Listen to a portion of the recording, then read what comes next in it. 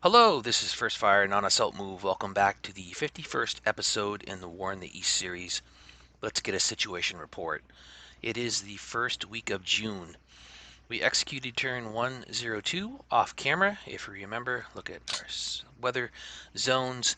We had mud in the North and South Soviet zones with just the central Soviet zone clear, and the mud fell right upon where we are going to conduct offensive operations where our axis of advances would be. So there wasn't much attacking during turn 102. We did shuffle our forces around to get into better position for when the ground did turn solid and we could again commence our spring summer offensive, which is kind of modeling what happened in 1942, where it was fits and starts with us dealing with the mud when it would creep in the middle of our offensive, and we'd have to call a halt to operations. Therefore, Talonin is still holding out. The big news, what we are able to do, if we look here, for future planning, we are not going to make any more attacks towards Leningrad. What we did is we extracted up to, 6 infantry divisions out of the front. It's still strongly manned for defensive purposes, Army Group North. If you remember, over the past 6 months, we received probably up to 10 to 12 infantry divisions as reinforcements. They kind of trickled in, and we got, geez, like half a dozen at one point. And most of them went to Army Group North. And Army Group North really did a great job. We look back, the front was very odd. It was a straight line right at the south tip of the Pipus all the way down to the Gulf of Riga. And it was a mess, and we had to correct it. And this German winter offensive really did some great work in order to right the front, get the front corrected, not only reach our 1941 frontage where it was easily defended, but also we encircled some smaller concentrations of Soviet forces, but they added up, and we took a big chunk out of the Soviet order of battle with Army Group North. So they did a great job. Just looking at this, I do not want to waste men and materials attacking towards Leningrad to get very little gains with extreme cost, wasting men, wasting materials, wasting time doing so. These strong formations are better served to attack where it's more advantageous for us and we can destroy Soviet formations and get other objectives. And those objectives are mostly south of Moscow. Therefore, what we did, we extracted the 13th Infantry Corps. I believe it was the 13th or the 12th. The 12th. We extracted the 12th Infantry Corps. We did a lot of reassignments of divisions to Corps headquarters. This Infantry Corps will now be 6 divisions strong, potentially even railing in. We look here. These 2 infantry divisions, which we assigned to 56 Panzer Corps. We are still strong to resist Soviet attacks. They did attack in one of these hexes last turn. Where was it? Right here. And our reserve division retreated. There's going to be a little odd and end attacks on the Soviets during this, along this front, but we're developing our own fortifications. If we just hold in place, and look at this is nice and clean now, a lot of reorganization. Some spring cleaning is continuing. All nice command and control, all manageable command and control for our Corps headquarters all the way down the line. This is a little thin. We do have an infantry division that we're going to apply to this part of the front, but this is the weakest part of our front, and likewise the Soviets, if anything, will just kind of push through these gaps in our lines, but we'll plug it up. We'll more than likely break down one of these infantry divisions into regiments just to plug the gaps so that we don't deal with that annoyance, because we don't have the combat power to really cut off 3 high stacks of Soviet formations if they do push through. This is kind of the weaker point, but we may reinforce this. We will continue to shuffle and tidy up this part of the front, the Leningrad sector all the way down to Novgorod sector, all the way down to Veliky Luki sector. That is the major happening for Army Group North and for turn 102. If we look further south, let's go down to the Vyazma sector. Soviets did not make any attacks last turn at all. We are developing our own fort levels now. These single German divisions can get very strong, and we've seen them in the past hold out against up to 100,000 Soviet forces attacking, and the Soviets can bring to bear that amount of combat power with these infantry corps, which are 20 to 30,000 men strong. Moscow front is being held fairly well. Ryazov front, not sure what we're going to do here. Not sure what we're going to do here. Most likely just remain in place for now. The Soviets are a little weaker, but to take advantage of that, it's not going to give us much gains. We have to array some forces here, get an assembly area if we want to conduct any operations, offensive operations in this sector. It's on the list. It's down the list in planning considerations. It's like course of action, maybe Delta, Echo, Foxtrot. So let's go down a little closer. In the Kaluga sector, more spring cleaning, more command and control organization, getting our corps headquarters squared away with our infantry divisions nicely aligned, defending Kaluga, the northern shoulder of our axis of advance. In Tula, their Soviets are starting to bring in forces. This looks impressive, but after our aerial recon, it does show that most of this is aircraft, with a single Soviet formation occupying these airfields alongside their aircraft.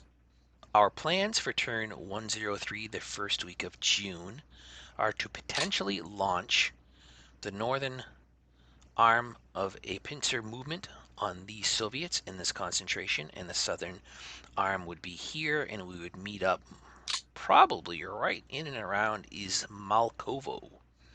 That could be a potential attack for us during this turn.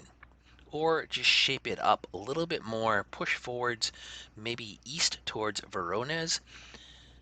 However, if we get the further east we get of these Soviets, they are going to feel their spidey senses are going to go off, and they're going to start to retreat, and we will miss the opportunity to encircle these Soviets and destroy them.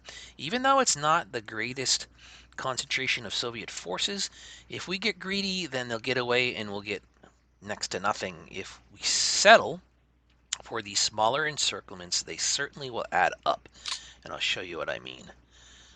Look at this big picture view of the front and the Soviet concentration allocation to their front.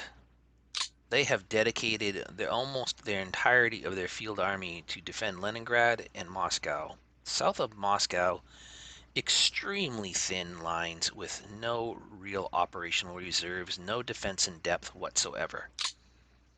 Really, south of Tula, Kaluga, the Soviets very thinly defended. This is where we want to take advantage of them and destroy as many of their formations as we can in the early going of the summer.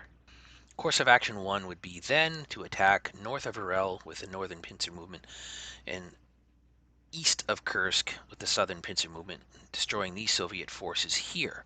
Meanwhile, gaining some traction and ground south of Tula, and finally, more than likely displacing them and taking Tula as well. Course of action 2 would be in the Kursk sector with this grouping of Panzer Corps and Infantry Corps, break out east towards Vorozhne and break out north and east down by the Kharkov sector. Can we call it Kharkov sector? Yeah, we'll just, as a frame of reference, we'll use Kharkov. The Kharkov sector, break out here, attack north and east, and encircle these Soviet formations. And if we manage to do that, that would wipe out a significant portion of the Soviet front where they have no operational reserves. And it's not a bad amount of Soviets to encircle. If we break through here, right along our attack surface would be these 3 hexes here. There's a river here. We don't want to bother attacking there. So we would gang up on these Soviets. They're kind of recognizing the danger. They're starting to build up some strong, not fairly decent combat defensive values here, which is going to take a lot to get through this initial line, their main line of resistance, but there's no Soviets to be seen in the background. In the backfield, we did aerial recon, even though we didn't have the greatest range for our recon. There could be more Soviets in here. Very thin here, a lot of combat power to burst through here. We'd have much more success, and we could reach further with the northern arm if we did this course of action too. We have to do something. We have to prep. We've already shuffled and made some tiny shaping attacks just to get a little further east and get more of our forces online, stacked up as well. We have to do something. Since mud is going to creep up again, more than likely in June and probably July, let's get it started. It has to happen in one fell swoop. So if we pull the trigger on this operation, it has to happen. We have to reach and meet up this turn, otherwise the Soviets are going to get away. Combat power-wise, we have the 31st and the 30th, and a strong complement of infantry divisions for the task at hand, east of Kursk. Likewise, strong, very strong infantry divisions to break through here, and we have the 36th and the 3rd and the 37th Panzer Corps to be the mobile element to reach a point on the front here. Maybe, where would we link up? Maybe Repenyevka? Or even Kolkol? I believe the northern arm of the pincer movement would definitely make it here and attack down. Who knows? We may run into Soviets in the backfield here that we have not discovered with aerial recon. That's very likely. As we can see, the Soviets are doing that all along the front, but all of the dedicated reinforcements and operational reserves are in front of Moscow and Leningrad. That is course of action 2. We do not have any other potential encirclements on hand. Unfortunately, we have mud in the Rostov sector. Voroshilовgrad just holding in line, and the same can be said really south of the Kharkov sector, all the way down to Rostov. Here we've massed up. At one point, there was only one Soviet formation in Rostov, and we were planning to brute force. They still only have 2 there. Unfortunately, it's mud, so they'll probably sneak in another corps at least, and it will make it very difficult to get rid of them. However, I think we have the combat power to bear just overwhelming force to bring to bear with these very fresh, motivated, reinforced, resupplied German formations. Soviets, hey, look at that. We did take Taganrog. We may manage to move in there. Unfortunately, during the mud, the Soviets are extricating themselves. They're just going over this little portion of, is the Donets? Yeah, the Donets, where it issues into Taganrog Bay, and they're getting away, and next turn the Soviets will get away as well. So that's 6 Soviet formations that we are failing to capture. Those are our intermediate plans for the next couple of weeks in June. Not overreaching, because we're worried about the mud interrupting operations and allowing the Soviets to get away. What has to happen is we have to encircle the Soviets in one turn, in 1 week's time. It's going to be close. This is no small force to remove. I mean, they 24, 31, 24, and 3. However, we're very, very strong. We'll expand most of the combat power of these lead infantry divisions. The second line is going to have to push through, and then we only have those 3 Panzer Corps to reach and extend themselves probably out to Ripanyevka, where it looks a little easier going for the north, so the north is going to probably have to cover a little more ground. I'm leaning towards course of action 2. Because course of action 1, the southern pincer arm of a potential encirclement of these Soviets has to cross Stinkin' River perfectly positioned in our axis of advance, and that's not an easy task to remove Soviets behind a river when they probably have some fort levels. Oh boy, fort level 2. Yeah. That hex alone could interrupt the advance, maybe attack. We can't do both. We can't really attack. Well, you know what? This could be phase 1 of 2 with this concentration of attacking formations, pushing east and then attacking south to link up, and then we will have displaced the Soviets. More than likely, these Soviets will start to extricate themselves of a forming pocket. If we don't go further north to get into their flanks, into their rear, it may not alert them too terribly, and they could still build up here, be confident of this river. But if we could get behind them a little west of Arozna, west and north, and cross this river where the Soviets have not had their forces deployed, that could be phase 2 of course of action 2. And then encircle these Soviets later on, probably in July. That means these forces will stand idle a little bit. I'd like to push a little bit east to disrupt the Soviets from getting too dug in and get a little south of Tula, because that would be a secondary effect of any operations with this concentration of German forces. It would be to take Tula and have a nice anchor, a nice city here, which would be very easily defended with the continuation of the northern flank of our axis of advance. As I'm looking at this, we have a strong chance of taking Tula now. I think we can roust this single division before the Soviets can reinforce. We don't really have these. The 57th, although pretty strong, heavily allocated with German with panzer divisions and motorized divisions. I don't want to make them too idle, so maybe we'll devote 1 or 2 of their divisions in an attack, brute force attack on Tula. Let's just take it. Let's just take it now. Get it out of the way. Take another city. What kind of industrial? Ooh. Oh yeah, we were talking about Tula. Yeah, let's take Tula this turn. That is the plan. We will take Tula this turn. Having railed down these infantry divisions last turn, they are now able to. Maybe we'll use some railroad.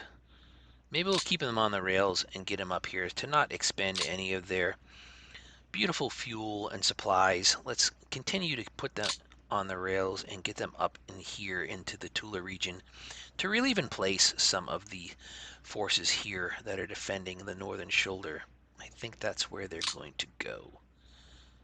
Maybe assign 1 or 2 of them to this sector just to reinforce so the Soviets don't get too eager attacking. But they didn't attack the past couple of turns, even though some of this was in mud. That's one reason they didn't attack. And you know what? Do we have a plan for 56th Panzer Corps? What should we do with them? What should we do with them? And I'm just reminded of something I want to point out as we're talking about 56. We do have 2 Panzer divisions and 2 infantry divisions as part of 56 Panzer Corps. Since we are not going to attack anywhere along this front, and we will be more than strong enough to fend off the Soviets. They did attack, like we showed you in one spot here. In one spot here, we held out fairly easily. Once finally we can take, there we go, take Tallinn in, that frees up all these formations to throw into the defensive line along the Leningrad sector. So I'm not too worried. Should we totally remove 56 out of the picture and put them to use? Really? Just hold them in reserve back up there to maybe seal off some Soviet encroachments? What's that gonna gain us, really? I don't fear any lost ground or destruction of our forces in the Leningrad front, so what benefit does it have keeping the 56 there? After we rail down these, once we finish the little rail movement of the 12th Infantry Corps into this part of the front, we'll see what rail capacity we have and see what we can do with 56 Panzer Corps. I'm liking the idea of putting them into action maybe here, maybe here, to start to build up a little bit of combat power in this region. Take Ryzev, and can you imagine this, if we reach Ryazan and we have some combat power here, imagine an encirclement of this scope. I think that would be game over. Maybe over 100 Soviet formations easily would be in that pocket. All right, before I forget, let's look at losses and point out destroyed units. Oh, good, we have it here. Turn 101, when we finished off the Tula pocket, we destroyed over 33 Soviet formations. How many of them were actually represented on the battlefield? These here.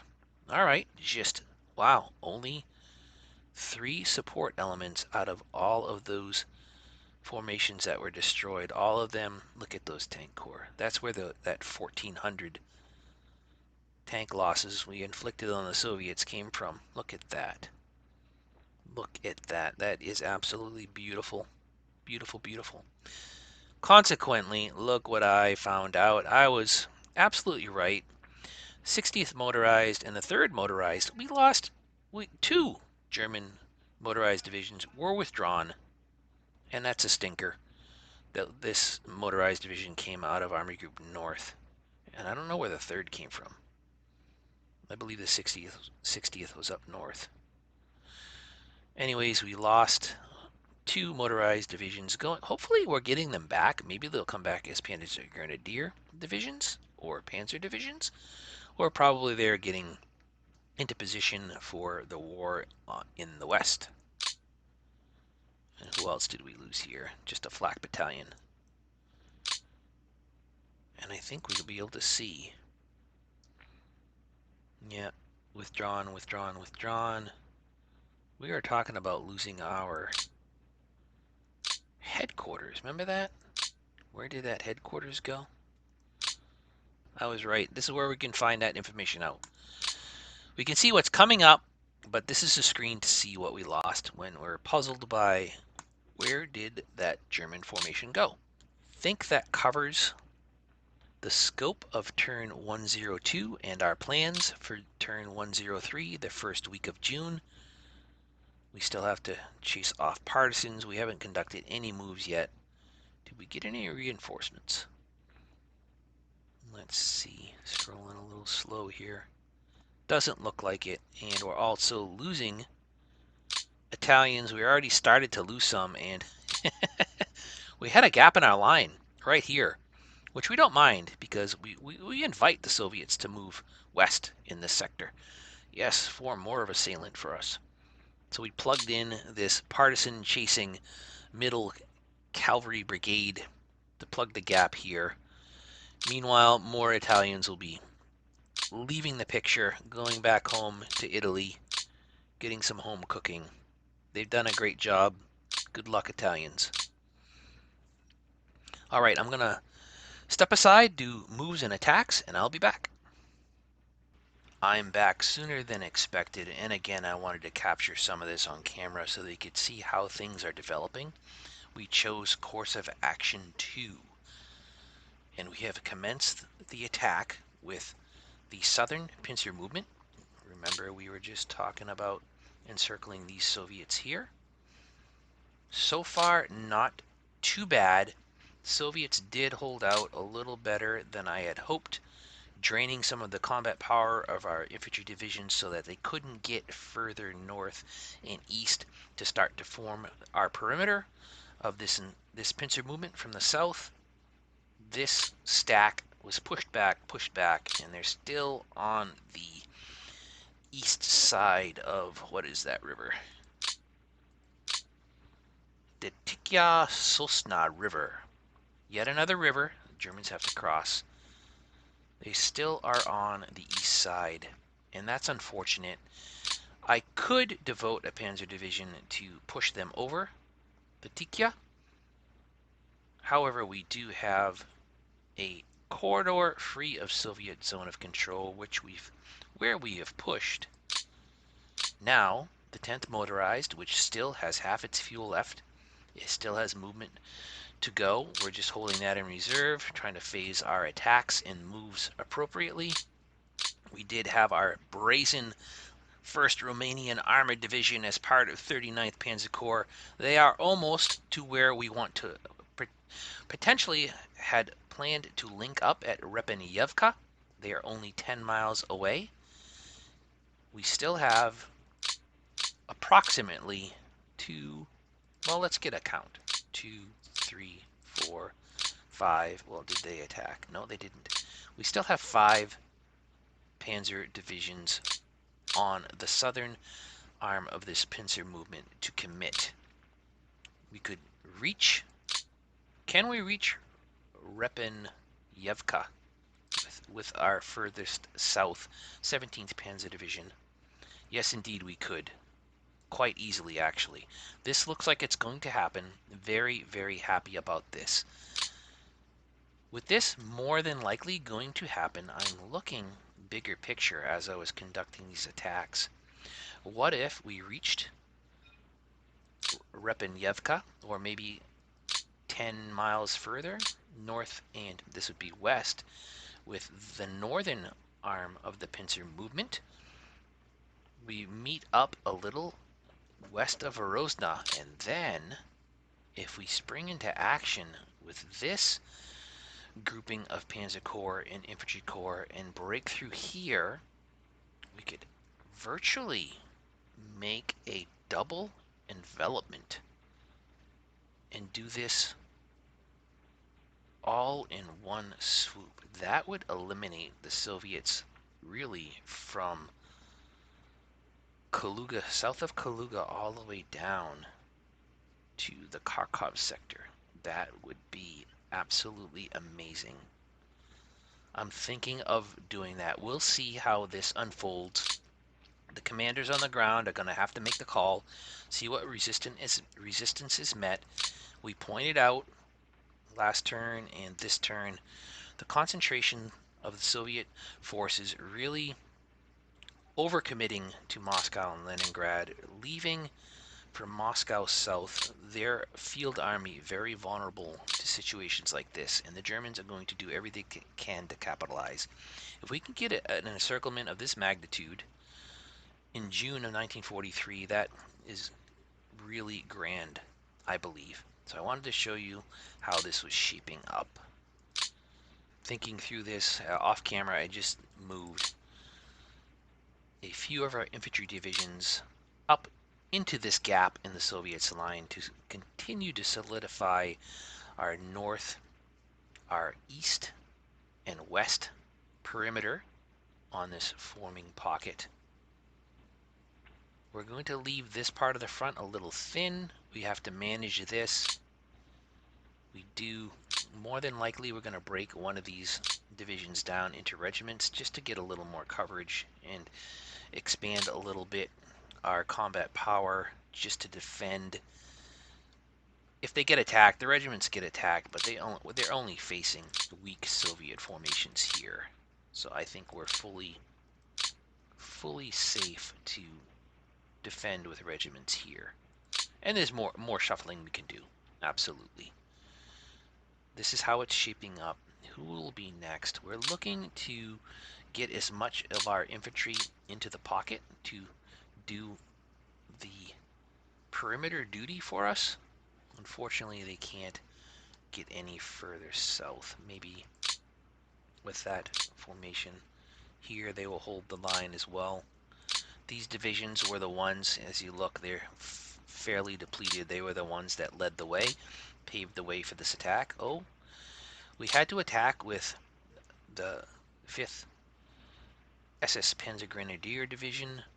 Unfortunately, just to remove some of these Soviet formations and push them back to start forming this rupture in the Soviets' front, so they still have gas in the tank. Alright, we are going to secure our link-up spot, Repenyevka with 5th SS Panzer Grenadier Division.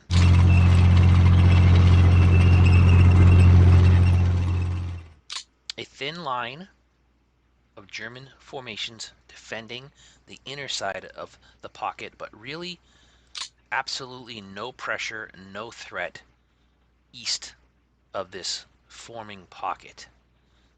Soviets have no operational reserves. More than likely they have about 2 to 3 formations here in Verozna, but they will have to move south.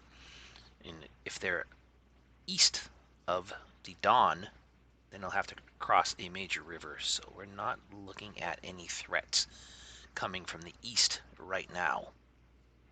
We just have to be mindful of this part of the front and not neglect it.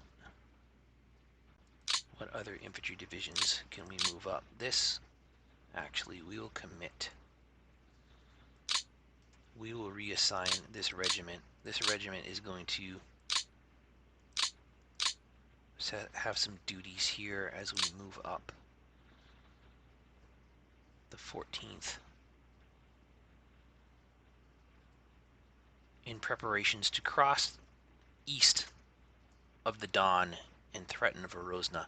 Look at Verozna. Some of these Soviet cities are almost designed, probably built for defense. 3 sides of Verozna, they are protected by rivers and a major river. Likewise, we look at, where is the other city that was almost perfectly defended like that? Well, there's a few like that. Verozna is definitely one. We have to get east of the Don to threaten Verozna. That could be the anchor point for this more grand encirclement we have planned. However, the Soviets, the residual operational reserves kind of trickle down into this sector here, where this northern pincer movement would run into them. But once this is happening, this is gonna spook the whole Soviet front, and these forces are gonna retreat. So I think we have to try and do this all at once. Just wanted to bring this on camera so that we can get a little mini sit rep what's going on and what is unfolding, so that you can see how things have developed and what the front was going to look like, so you don't say, hey, how did all that happen? Well, this is how it's happening. We still have 4 panzer divisions here to commit, and we're going to find in min-max. Oh, the Romanians did a great job pushing this force back as well. These Soviets here as well. Can they occupy there? I don't think so. This is shaping up fairly nicely. Fairly nicely. We're probably going to bring to hold this part. Do we really need to? I don't think so. Anyways, I'm going to look in more detail and try to coordinate these attacks and moves to the best of my ability, and I will be right back.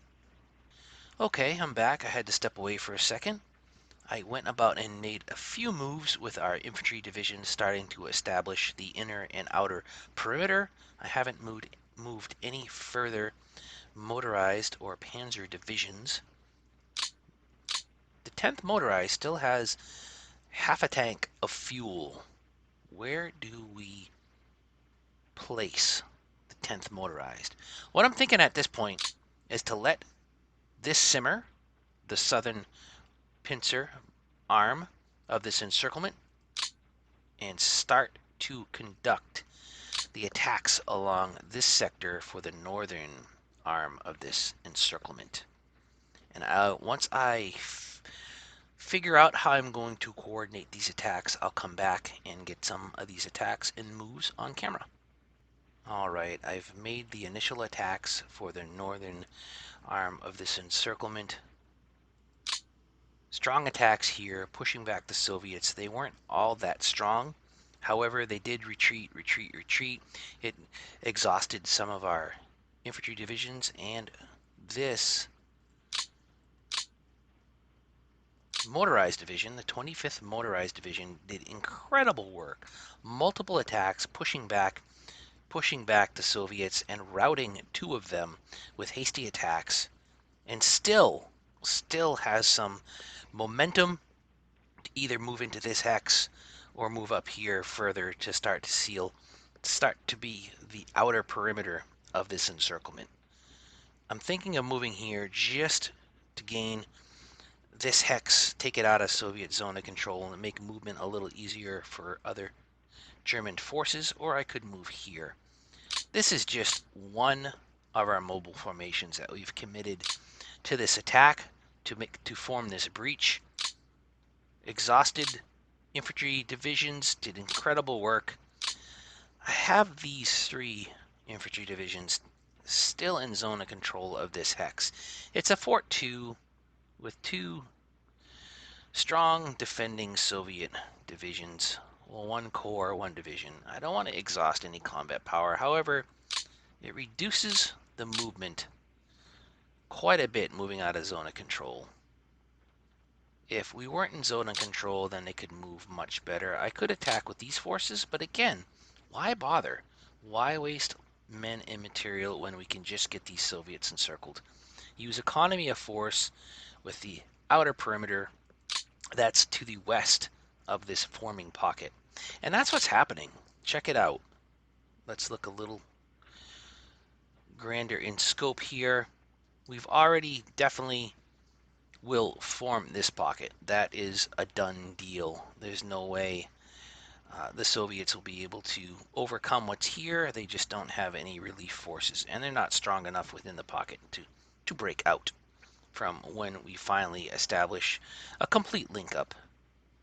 Looking further here, this is early in its inception.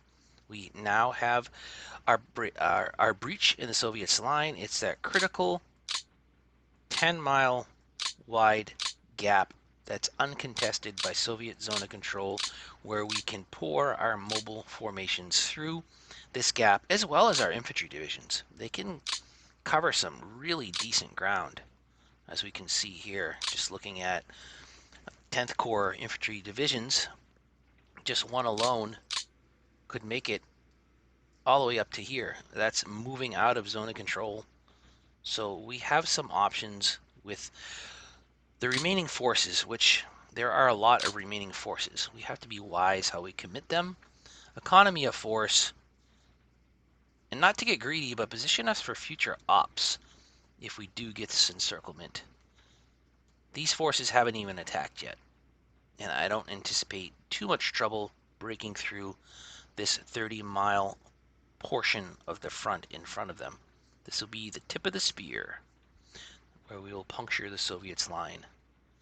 Combined, it's going to be pretty fantastic. I'm really, really excited about this. This is I would say, a crippling blow to the Soviet field army should we pull off both these encirclements, getting us very close to Vorozna, Lipetsk,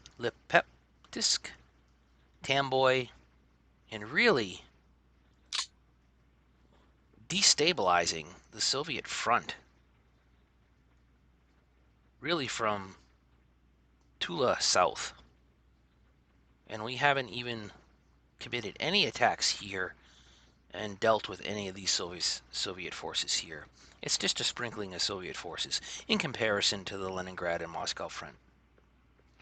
So more execution to be done with this double pocket operation. Really exciting. Let's do it. Let's pull it off. We still have to push to the north and east here in this sector. We'll get past the whatever river this is, the Olim River. We have to get past Ullum River and start attacking north and west and north and east to fan out the Soviets, push them back, and get room for our panzer divisions to link up with this northern arm. So this is like the center arm of the pincer. I'm trying to think of an adequate name for it. Well, it's a dual purpose arm of this developing encirclement of the Soviet forces. It's going to go turn north and south. With minimal troops, we'll commit to the south because we really don't need that strong a force to the south, and we still have 4 panzer divisions that we haven't even committed. How far can the 17th make it?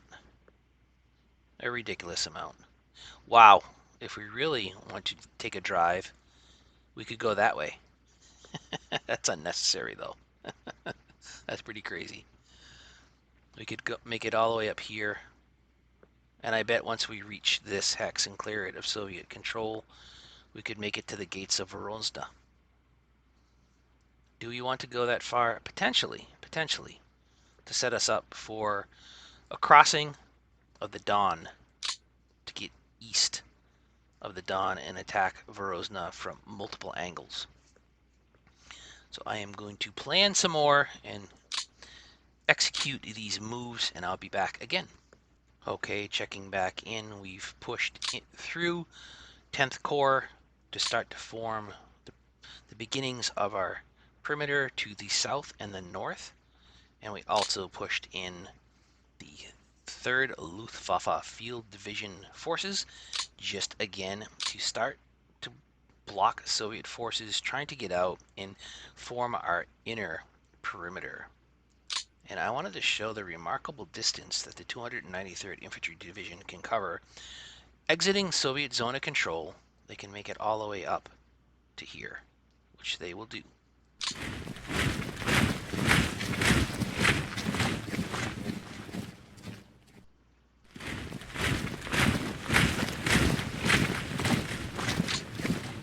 I spoke off.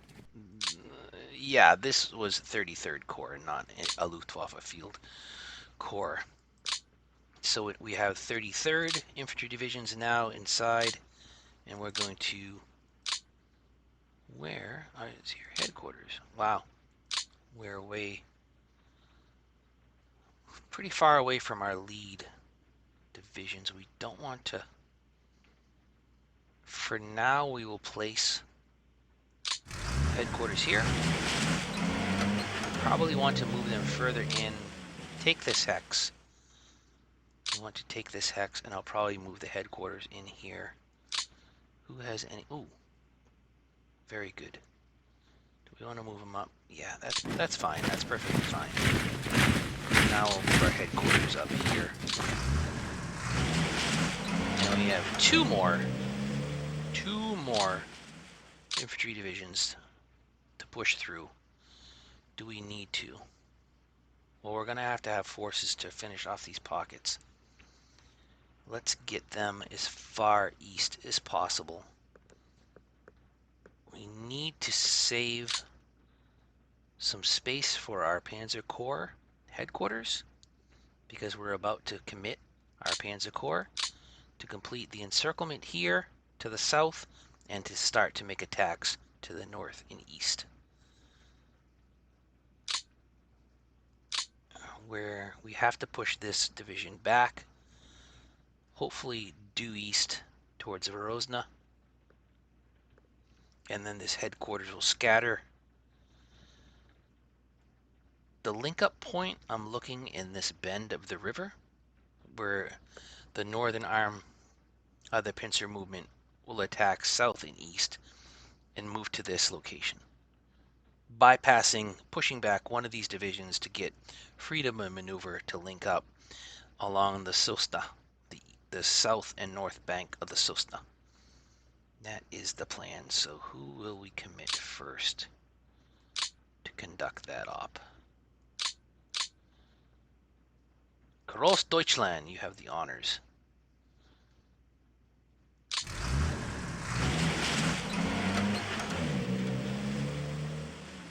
This has been roughed up a little bit. Do we do a hasty? Yeah, we just want to push him back. We can do a hasty with both. Okay. Darn it. It should have retreated to the opposite, and it's protecting its headquarters, I guess. Alright, that's alright. We want to push these two forces of the Soviets have right now back a little further just to get freedom and maneuver. This will probably be the corridor we want to establish to push up. If we move Grossdeutschland here, they can attack both hexes, so that's what we'll do. Grossdeutschland will pave the way. It'll exhaust all its combat power to do so. And very good. Scatter to headquarters. And we'll do a deliberate because I think this is a fresh core.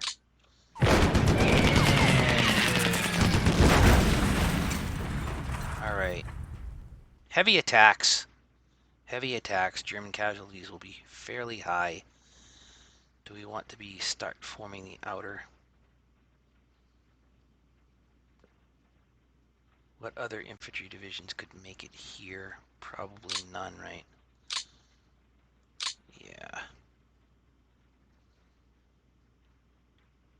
Yeah, the infantry complement wasn't as we didn't have as much infantry divisions here to crack open the line. They've all moved and either moved to their utmost or conducted attacks. Well, we do have 62nd. 62nd can only move up 1 hex. Oh yeah, we do have 33rd Corps to move out. Really, that would just get them further towards Verozna, which they have to go that direction anyways. Well, let's start turning north and east. Or should we just complete? You know what, there's no other Soviets to get out here, so the depth of this pincer movement doesn't have to be that great, so we can actually start to pinch off this pocket right here. And that's perfectly fine.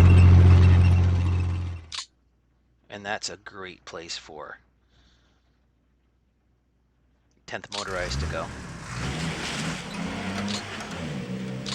Excellent. And we'll probably... What do you have in the gas left? You don't have anything left there. We probably want to take this hex too, just to keep the supply lines clear with German formations. Alright. Link up is almost complete. Do we do it here? Yeah. Yeah. Because the Soviets won't have any supply. All these will be German control. Alright, so they could try to start to escape here, but we'll try and plug this hex as well to have them completely encircled. There we go. Link up achieved. Excellent. We're actually going to move one of these Romanian brigades there just to get some more perimeter security. And there is a very nice 8th Jaeger division that we can pull out of the line as well. Wow, look at how much ground that one can cover as well.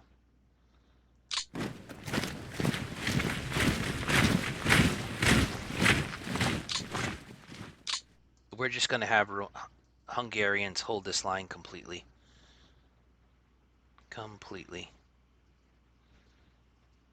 And we're going to pull out all the stops here.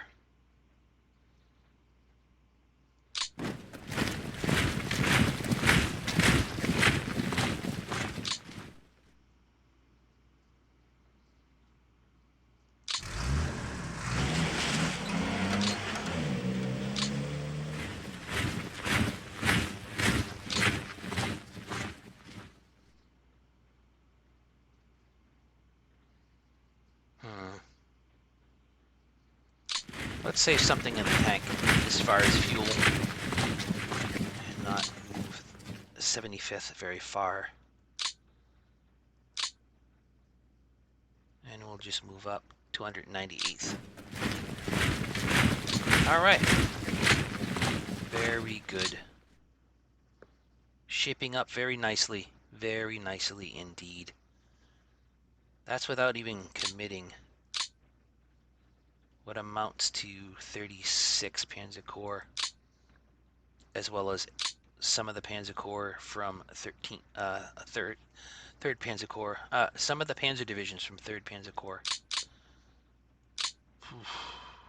Ooh, we're gonna have to do some reassignment here for the 96th, because we're not gonna bring 52nd Corps up there when it has the bulk of its formations down here. All right, things to consider. Do we even... Just thinking out loud here, what point would it be to bring 36 Panzer Corps? We'll probably reassign 6th Panzer Division to 36. What point would it be to bring them up into this vicinity? Future ops would be what? Just to push over to Verozna? Threaten Tamboy? What is that going to look like? What would the front look like with that?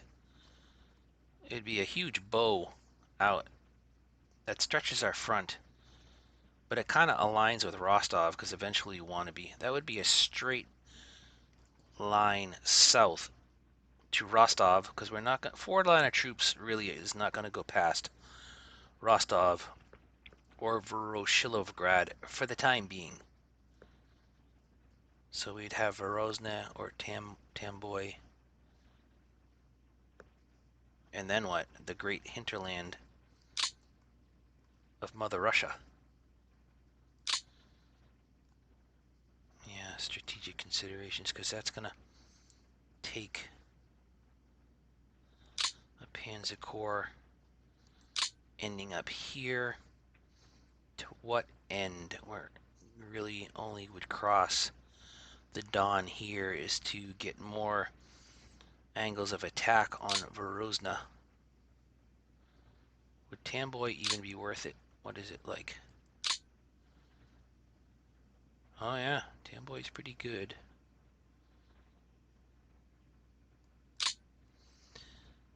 Just some pondering going on here. It all factors in, because do we leave the 36 as an operational reserve to maybe rail somewhere else, keep the Soviets off balance, and combine up with maybe the 56 that's coming from Army Group North? Do some threats here, but what would they really accomplish? We'd have to go all in with like the entire German combat power to get this kind of encirclement. It's a little far-fetched. We'll be content with this right now. We'll hold off with doing anything with 36 right now. More to the present, we got to get north and east here. With whom? We can pull in 13th, bring them up here, get them, because we're going to need some significant combat power to take Verozna, so let's get our infantry divisions as close as possible to accomplish that. Someone has to hold the line here, and our Italian friends are going to be gone. Yeah.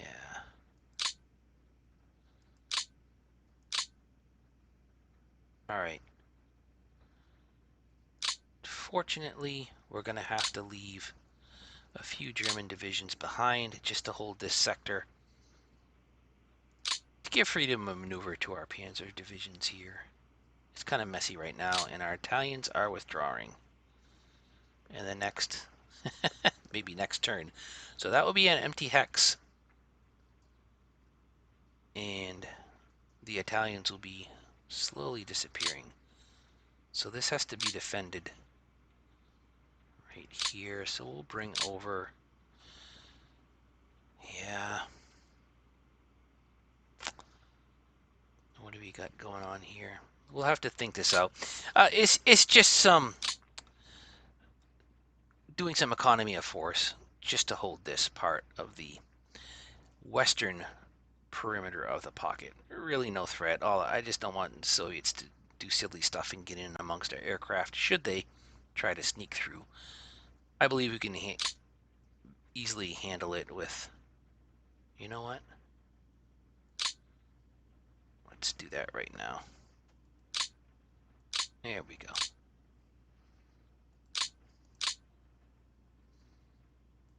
You can go there.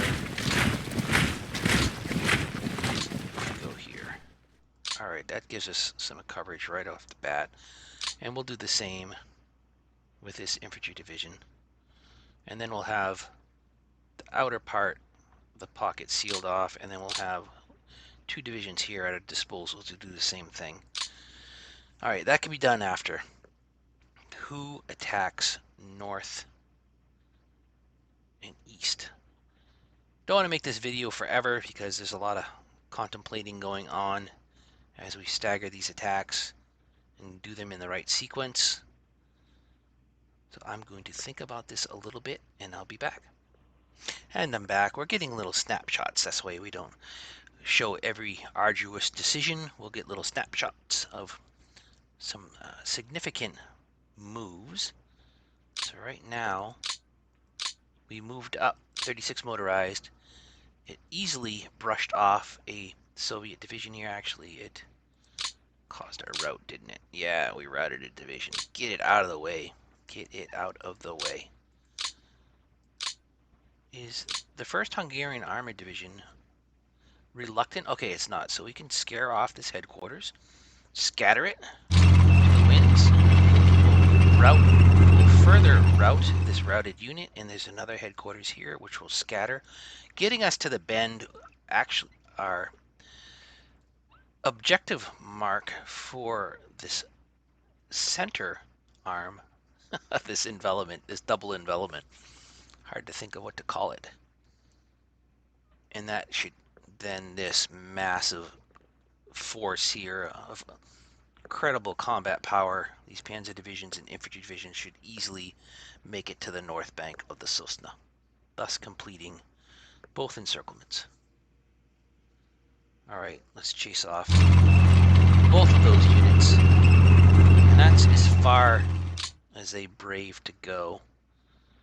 We still have 36, which has some momentum behind it. Ideally, we want to lock in this division and ideally kick it over the river, which we really don't need to do though, because we have a free quarter of Soviet zone of control. Yeah, let's take this hex right here. Very good. So these are the forces that the northern pincer will have to displace. I will be back. It's getting a little late my time, and there's a lot of brain power going into this. So I am going to step aside again and come back refreshed and complete what I believe is going to be a dazzling success for the Germans. Look at that. And ideally, well, we will have this completed before the turn is done, before the first week of June passes and mud can spoil our fun. A lot more to do still. We haven't committed nearly any of these, only 2 so far, well 3. There's a number of panzer divisions and motorized divisions left here, and we haven't even started attacks here. Not to mention what we might do with the rest of our forces. Well, with coffee in me, I sat down getting ready to rock and roll and conduct some more moves and attacks. Took a look at the time, and this video is running a little long. We will finish the video up here. We'll call this 51 Alpha, and then we'll finish the rest of the moves and attacks for turn 103, and we'll call that 51 Bravo. So we will end the video here. I thank you for watching. This is First Fire Non-Assault Move Out.